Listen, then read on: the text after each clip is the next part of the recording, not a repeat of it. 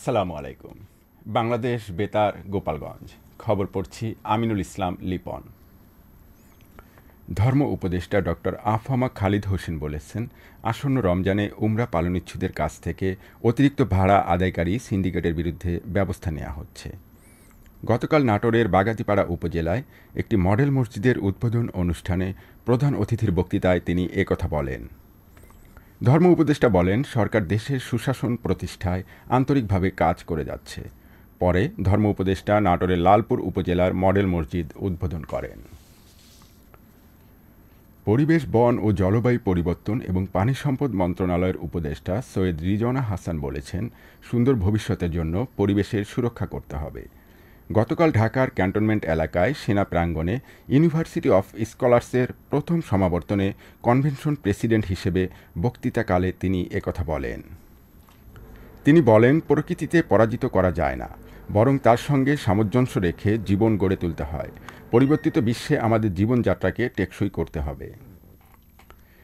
শব্দ ও পলিথিন দূষণে বিষয়ে শিক্ষার্থীদের কাজ করার অনুরোধ জানিয়ে উপদেষ্টা বলেন, শুধু নিজেদের ভবিষ্যৎ নয়, দেশের ভবিষ্যৎ গড়ার দায়িত্ব নিতে হবে। তিনি বলেন, শিক্ষার প্রকৃত মূল্যায়ন তখনই হয় যখন তা সমাজ ও দেশের উন্নয়নে কাজে লাগে। শুধু সোশ্যাল মিডিয়ায় পোস্ট দিলেই সমাজ বদলাবে না, বরং বাস্তব কর্মের মাধ্যমে পরিবর্তন আনতে হবে।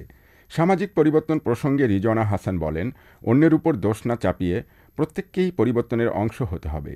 তাহলেই একটি সুন্দর ও টেকসই বাংলাদেশ গড়া সম্ভব। প্রধান উপদেষ্টার শিক্ষা মন্ত্রণালয় বিষয়ক বিশেষ সহকারী professor doctor M Aminul Islam বলেন, ইউনিভার্সিটি অফ স্কলার্সের প্রতিষ্ঠাতা ও বোর্ড অব ট্রাস্টিজের সভাপতি অবসরপ্রাপ্ত অ্যাডমিরাল ফরিদ হাবিব ও বিশ্ববিদ্যালয়ের উপাচার্য প্রফেসর ডক্টর ইনামুল বাশার সহ সংশ্লিষ্টরা এ সময় উপস্থিত ছিলেন। প্রধান নির্বাচন কমিশনার এএমএম নাসির উদ্দিন একটি সুন্দর জাতীয় নির্বাচন উপহার দিতে দেশবাসীর সহযোগিতা চেয়েছেন। তিনি গতকাল কক্সবাজারের কুতুবদিয়ায় এক অনুষ্ঠানের প্রধান অতিথির বক্তব্যে এ সহযোগিতা চান। তিনি বলেন, ভোট কেন্দ্রে বাধা প্রদান ও মানুষ মারার ঘটনাগুলো আর চলবে না। তিনি আরও বলেন, আগামীতে সুষ্ঠু নিরপেক্ষ নির্বাচন উপহার দিতে দেশবাসীকে নিয়ে আন্দোলন সৃষ্টি করা হবে। এই আন্দোলন শুধু ভোট দেওয়ার অধিকার প্রতিষ্ঠা করার নয়, ভোটাধিকার প্রতিষ্ঠিত করারও আন্দোলন। এএমএম নাসির উদ্দিন বলেন, দেশপ্রেমিক, সৎ ও যোগ্য ব্যক্তিদের দেশবাসী ভোটের মাধ্যমে বিজয়ী করলে সমাজের সকল সমস্যার সমাধান হবে। তিনি বলেন, আইন অনুযায়ী নির্বাচন কমিশন কাজ করবে। কমিশন কারো পক্ষে কাজ করে না এবং করবেও না, এটাই কমিশনের অঙ্গীকার। গোপালগঞ্জের কাশিয়ানীতে সড়ক দুর্ঘটনায় বাসের চালক ও সুপারভাইজার নিহত হয়েছে। এ ঘটনায় আহত হয়েছে কমপক্ষে 10 জন। গতকাল সকালে ঢাকা খুলনা মহাসড়কের কাশিয়ানী উপজেলার হিরণ্যকান্দি এলাকায় এ দুর্ঘটনা ঘটে। পুলিশ জানায়, ঢাকা থেকে ছেড়ে আসা খুলনাগামী সোহাগ পরিবহনের বাসকে একই দিক থেকে আসা টুঙ্গিপাড়া এক্সপ্রেসের একটি বাস পিছন থেকে ধাক্কা দিলে নিয়ন্ত্রণ হারিয়ে গাছের সঙ্গে সজোরে ধাক্কা লাগে। এতে টুঙ্গিপাড়া এক্সপ্রেসের সামনের অংশ দুমড়ে মুচড়ে যায়। আহত হন টুঙ্গিপাড়া এক্সপ্রেসের চালক ও সুপারভাইজার সহ কমপক্ষে 12 জন। আহতদের উদ্ধার করে হাসপাতালে নেওয়া হলে কর্তব্যরত চিকিৎসক বাসের চালক ও সুপারভাইজারকে মৃত ঘোষণা করেন। এ ব্যাপারে সংশ্লিষ্ট থানায় একটি মামলা দায়ের করা হয়েছে। এবারে কৃষি সংবাদ।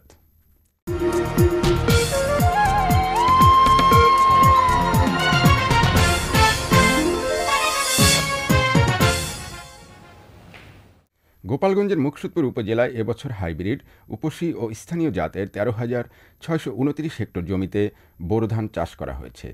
আবহাওয়া অনুকূলে থাকলে এসব জমি থেকে এবছর 68,145 মেট্রিক টন বোরো ধান উৎপাদনের আশা করছে কৃষি বিভাগ।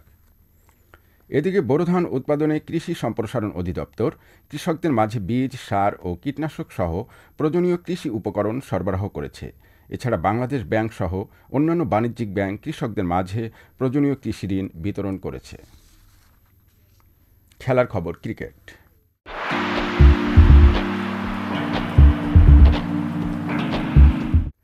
লাহোরের গাদ্দাফি স্টেডিয়ামে আইসিসি চ্যাম্পিয়ন্স ট্রফির চতুর্থ ম্যাচে গতকাল অস্ট্রেলিয়া 5 উইকেটে ইংল্যান্ডকে পরাজিত করেছে।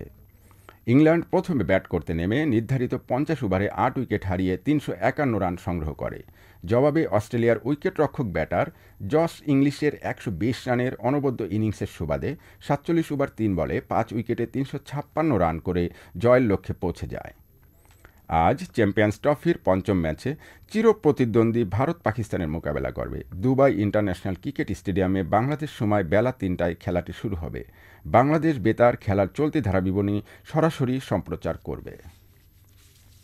সবশেষে আবহাওয়া।